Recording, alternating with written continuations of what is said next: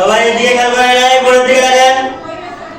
আজকে দেখেন আমরা কি লিখেছি পড়ে সবাই খেয়াল করেন, বর্ণ বাছাই করা। ঠিক আছে, বর্ণ বাছাই করা শিখবো ছোট হাতের। কোন হাতের? দেখেন কিছু বর্ণ লিখেছি, ছোট হাতের আর বড় হাতের মিলায়ে লিখেছি। এর ভিতর থেকে আমরা ছোট হাতের বর্ণগুলো বাছাই করে নিচের ঘরে লিখবো, তাই না? পারেন আপনারা? এখানে বলেন ছোট হাতের বর্ণ কয়টা আছে, সবাই বলেন তো। কয়টা আছে? তিনটা। কি কি বলেন?